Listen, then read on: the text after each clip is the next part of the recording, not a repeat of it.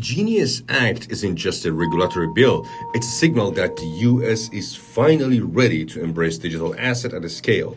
And, well, personally, as someone who has been in the trenches of crypto education and adoption, I see this as a defining moment, especially for stablecoins and the tokenization of real-world asset, which is my personal topic, to be honest. Well, and in the short term, actually, stablecoins will go through a serious cleanup phases.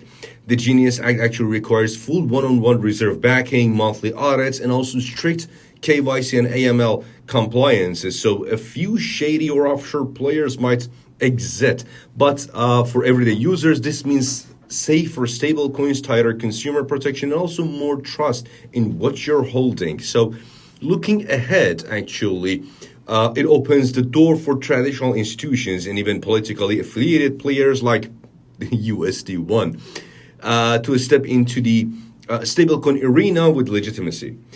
So with full compliance built in, something like USD1 could really thrive under this new framework, especially with backing and also optics aligned to the US dollar. And it fits actually the Genius mold almost perfectly. Right? And well, talking about tokenization of real world asset is where I see a massive opportunity. We are already seeing growth on networks like Aptos, and the Genius Act actually gives institutions legal clarity to tokenize treasuries, credits, and also even real estate, you name it. So Genius Act actually means more liquidity, more accessibility, and also new rails for global finance, and not just for big banks, let's say, also for fintech startups and platforms that now have a clear sandbox to play in. So we are going to see everything from fractional real estate to 24/7 tokenized bond emerging from this. By the way, this isn't all sunshine and rainbows and unicorns.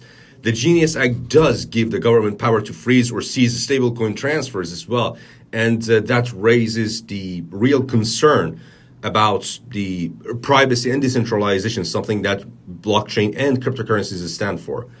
Also, smaller DeFi projects might struggle to comply, so there is a risk of pushing crypto into the hands of big operations and leaving behind open source builders who started this whole thing up.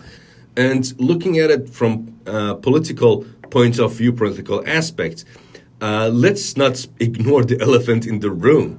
This bill prohibits Congress and also their families from benefiting from any stablecoin project, but not the US president. So with the Trump family reportedly tied to USD1, that is something that's worth watching. Well, so in the short run, we should see, and I think we will see some turbulences. Platforms will pivot, some tokens might be reclassified even, and compliance cost will rise definitely. So, but in the long run, this is the scaffolding for Crypto 2.0, I might say. A more mature, more regulated, and also more widely adopted system. Stablecoins will power remittances and payments altogether. Also, tokenized assets will reshape how we invest, lend, and also trade. And the US dollar will cement its place in the digital future. But here's the thing, President Trump was really against, and he is really against CBDCs, but now he's, at least his family, is reportedly tied to USD1, and now it's being promoted. And this bill, the Genius Act, is a huge help, is a huge push for that. So to wrap it up, Genius Act might be the first bill to get this far, but it's not going to be the last one. So this is our moment to make sure crypto evolves without losing its own soul.